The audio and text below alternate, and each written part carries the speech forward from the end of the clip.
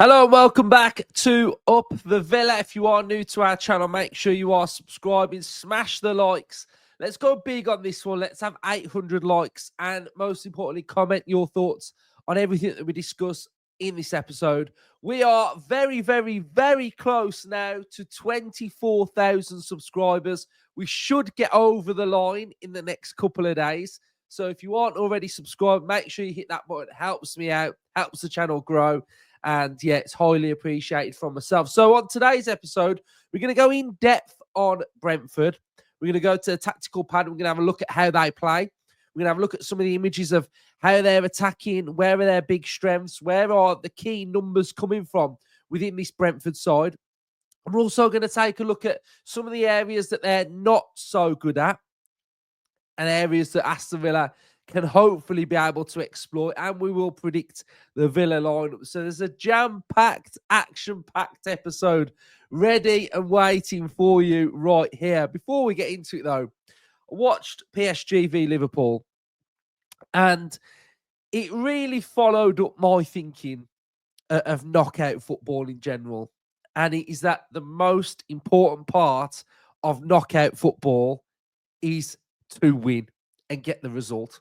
I watched the game. I thought PSG were magnificent. The best I've ever seen PSG play.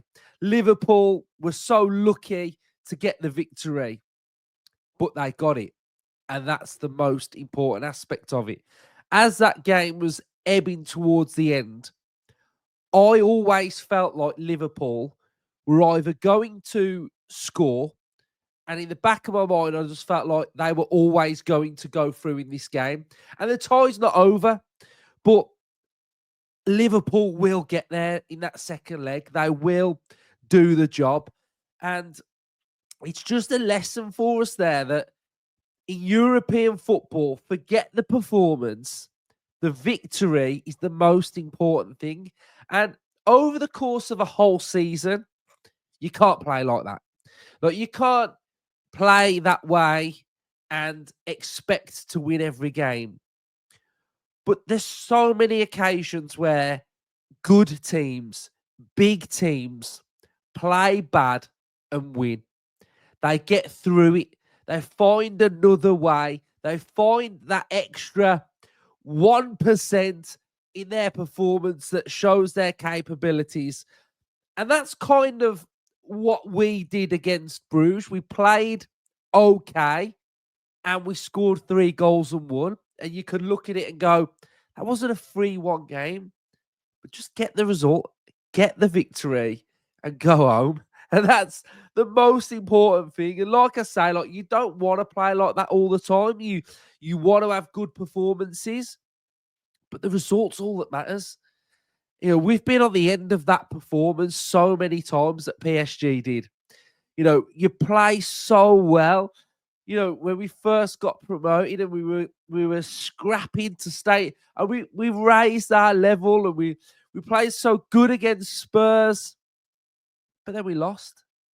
And it's the worst feeling in the world. So I think it's vitally important that, especially in these European games, that you just find ways to win.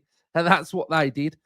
So as it stands, it looks like we've got a potential quarter-final showdown with Liverpool. A lot could change, a lot could happen, but the way I think that second leg's going to go, I think Liverpool will win that game. Right, so enough of that, and we'll get straight on to Brentford. And I wasn't looking forward to this game because the trepidation of playing Brentford, how good they are. But as it's approaching, I'm feeling a bit more better about it. I feel a bit more confident.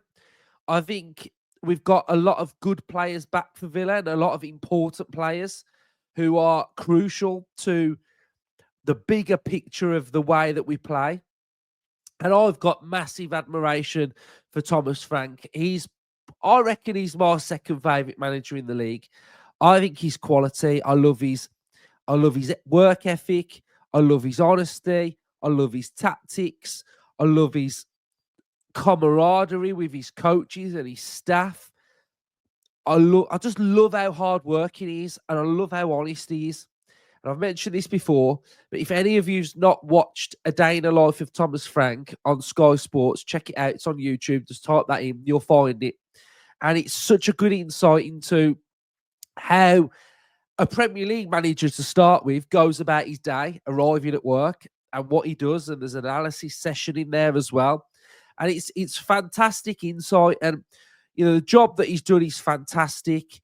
The evolution that he's had within his team, evolving in the Premier League, and being a mainstay now in the Premier League, I've got nothing but respect for him. I'm glad he got rid of Mopay. I'm glad he got rid of him because he's an absolute nightmare. But apart from that, they're a very, very good team, having a good season. Again, a good season. But they are a little bit inconsistent. Sound familiar? They're a bit inconsistent. Right, so we're going to have a look at their system. And it has evolved this season. So the Thomas Frank system has evolved.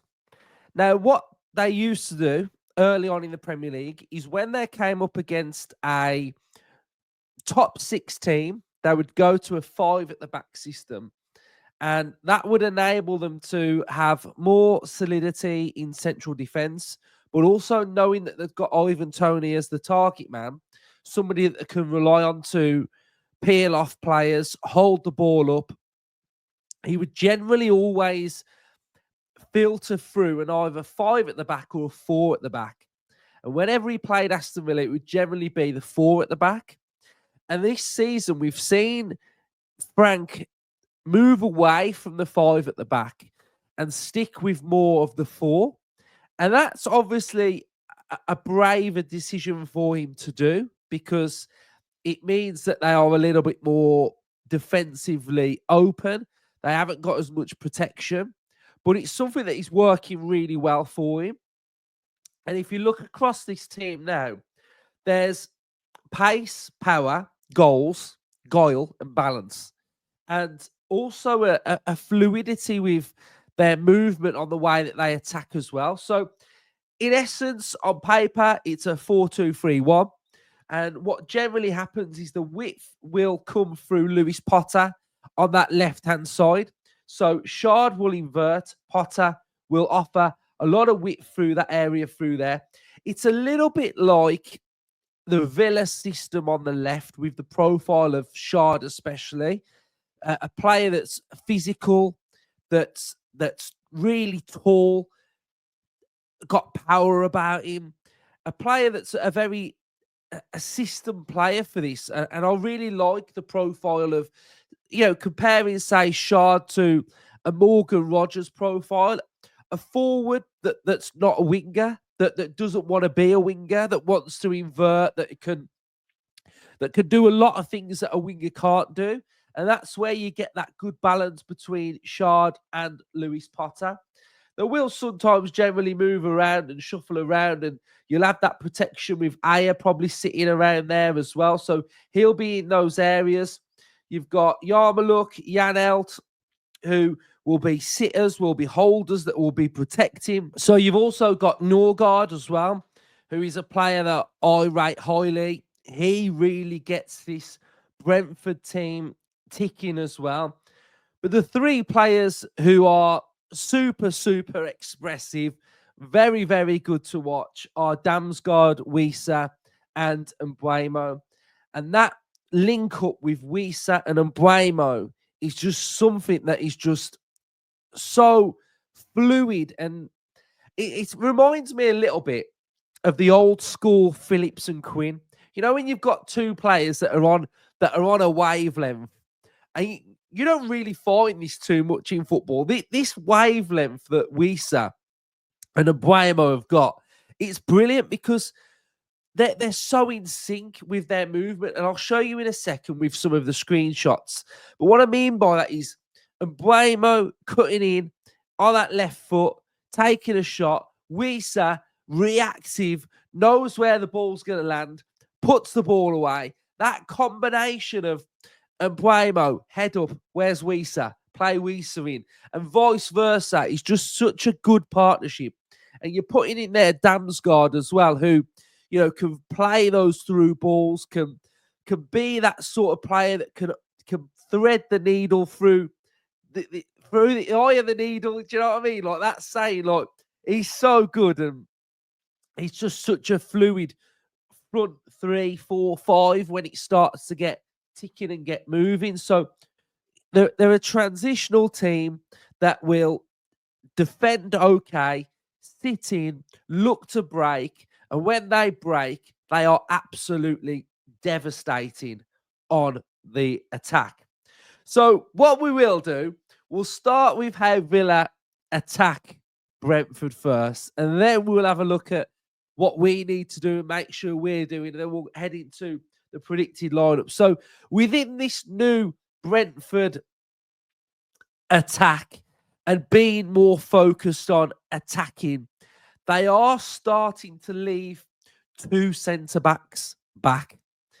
The 2 players that will be sitting, and they'll be sitting in these areas while the forwards are on the attack, enables space for opposition players now to start exploiting either side, balls over the top. And I would say this is where Brentford are at their worst. When they're having to defend like this, they are very, very vulnerable. And against Everton in their last game, it was something where Beto had 2 one-on-ones and probably should have scored both of them. And it's a completely different game. Again, here now, we've got Brentford on the attack. They've won the ball back from a central midfielder, and then they've looked to exploit Brentford over the top with Jamie Vardy. So again, you can see the 2 centre halves that are at the back. There's space, ball over the top. And if we're talking about a Villa player, Watkins should be licking his lips with this. He played Pinnock really well at Villa Park, and he absolutely ran him ragged. So hopefully he can do the same again. But this space here with players that have got pace for Aston Villa, you will get opportunities against Brentford, but you've got to win the ball back in central midfield. You've got to set that little bit of a trap, entice them, invite them in a little bit. Boom, win the ball, send your man on, run onto it. And then these are the certain opportunities that you'll get. Again, we've got another opportunity here. Head down, every Brentford player running with their back to goal now. And again, Beto's through, clean through. There's so much space. They're very narrow in that central midfield area as well. So this is something that I expect Henry will have been looking at and will be wanting to exploit. Again, we've got another aerial here now. You can see that the ball's got into this channel, and he's got another opportunity there where he's in a foot race with the Brentford defender. And these are areas that I think Villa will really be looking at with Rodgers, Watkins, etc. So attacking wise, that's the big one. Again, another area that I've sort of, when I've been spotting, is that they defend the centre of the goal well, but they have a little bit of a tendency to leave a player free at the edge of the box. And I think if we can find those little pockets, either with a Rodgers or an Asensio, where you've got striking chances at the edge of your box, then I think that's something that Villa also will be able to manipulate the ball if we're camped in their half at times to get shots off. Shots off is very important. We don't always need to walk it in the goal. We can shoot from distance. So that's something that I think we really need to make sure that we are doing as well. So here now, we'll have a little reflect on Brentford going forward. And what you can see is that you've got Mbuemo on that right-hand side, Wissa through the middle. You've got Damsgaard, who's driving forward, and you've got Potter from left back, who's offering the width through there as well. Now, what I will say is that in this scenario against Brentford, you are asking for trouble. If we get ourselves in this situation 2 or 3 times in this game, then we are in big, big trouble. Midfield has been completely bypassed, and they've got a 4-on-4. Now, if you're going to give Damsgaard 3 options, he's going to pick probably the right option this season because his numbers are very good. Ball out to Mbuemo. You've got a ball out to Potter. You've got a ball that could go through there. So you cannot allow Damsgaard that amount of time facing up your goal with an option to make.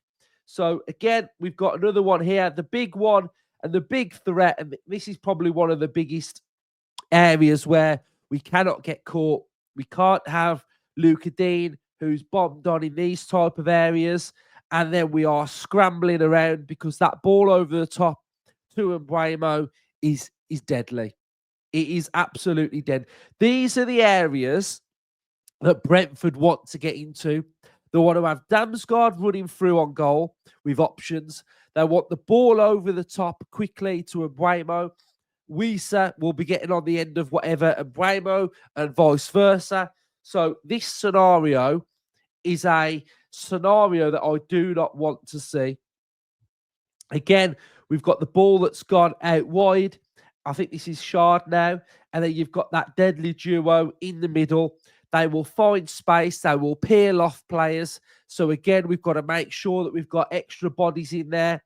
We are reactive because Wissa is so reactive. If there's a shot on goal, make sure you're getting the follow-ups, making sure that you are tracking your players, make sure you are marking your players as well. So these are all things that defensively, we've really got to make sure that we are on it. Again, this is what I'm talking about, being reactive. And Mbuemo here, shot on goal. Look who's following it up, Wissa. So if Mbuemo's got the ball, if I'm a Villa player, I've got to be thinking, if Mbuemo's got it, where's Wissa?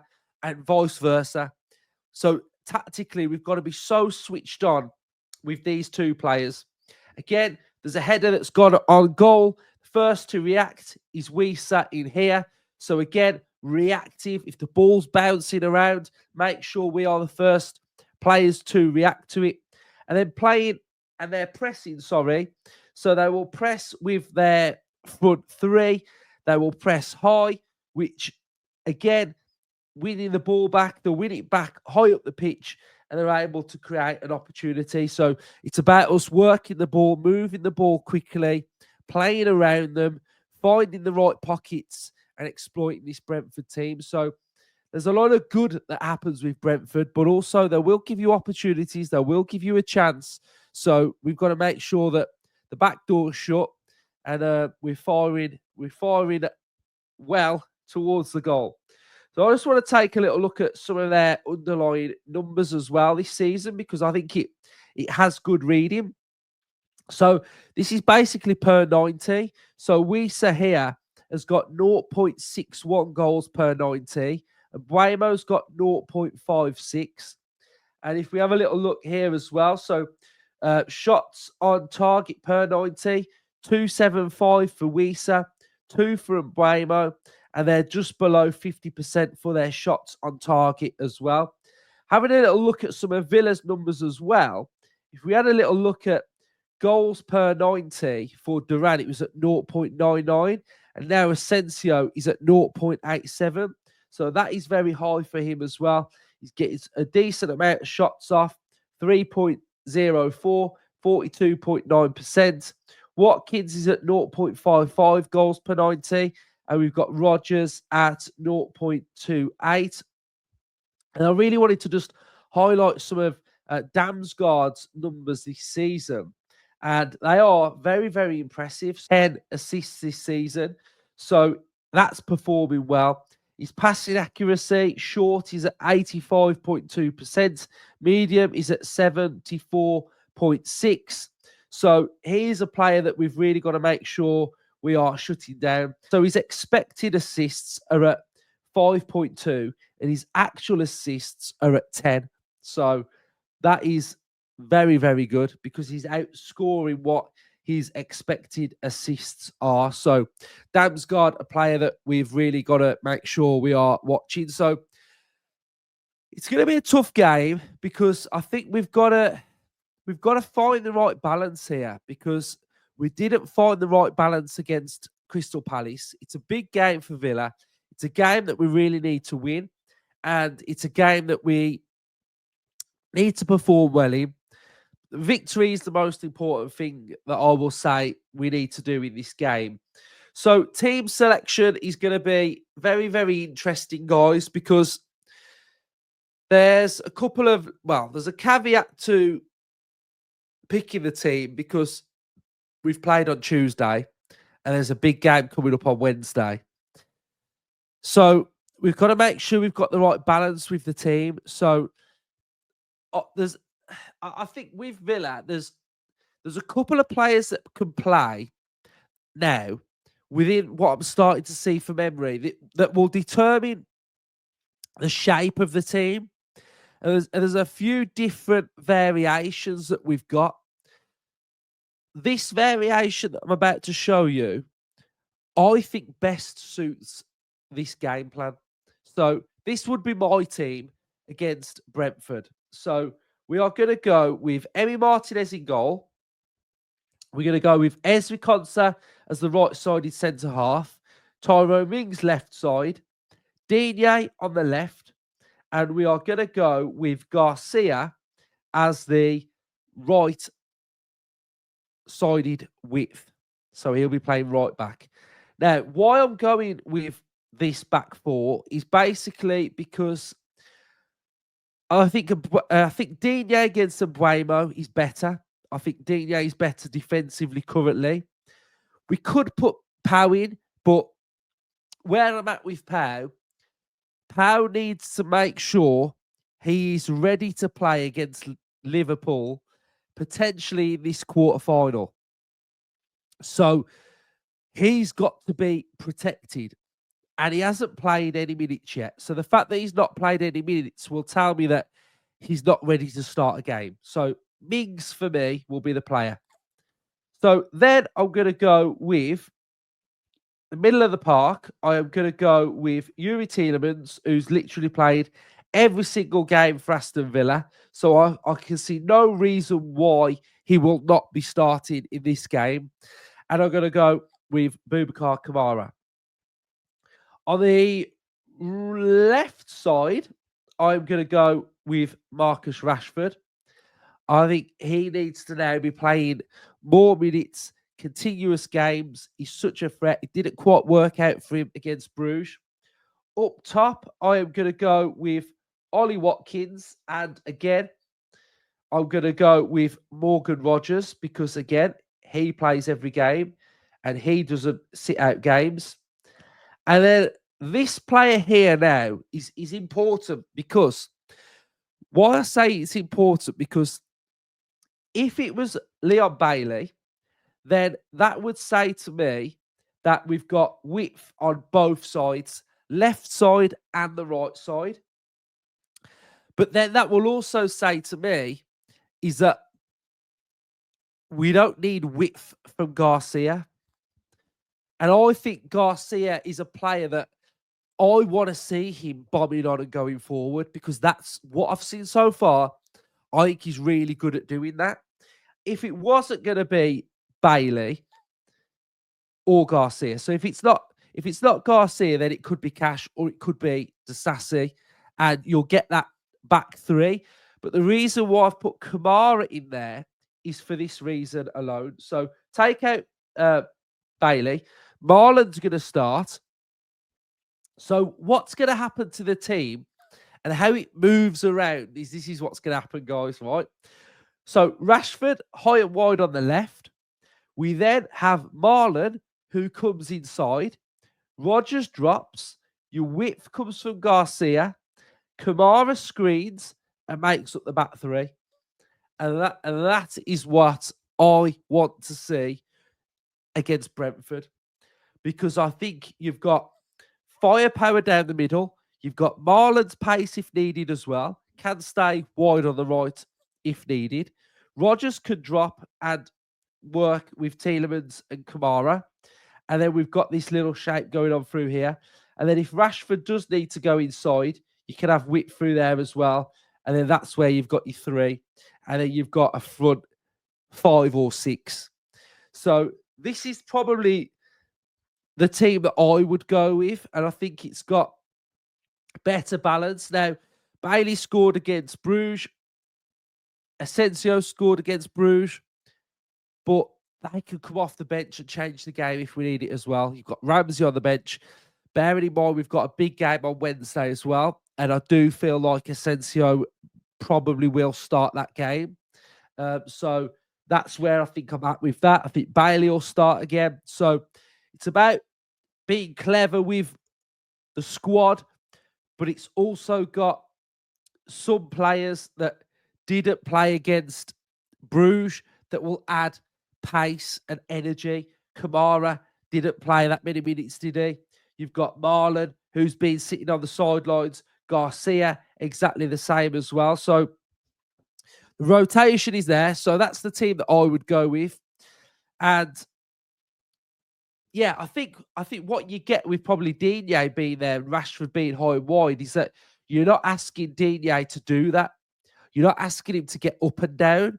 So can he defend in that zone up against Mbuemo, knowing that Rashford's the one that's offering the width? I think that balance against Mbuemo probably will be quite good.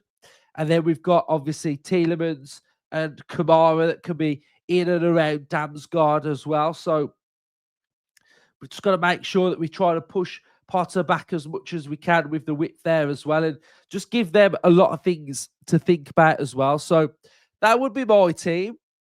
We've got quite tactical on this one. We haven't really done an opposition tactical for a while, so I thought this was a good opportunity to do that. These are the shows that I do like to enjoy doing as well.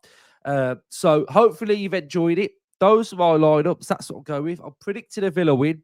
I'm going to go 2-0 Villa.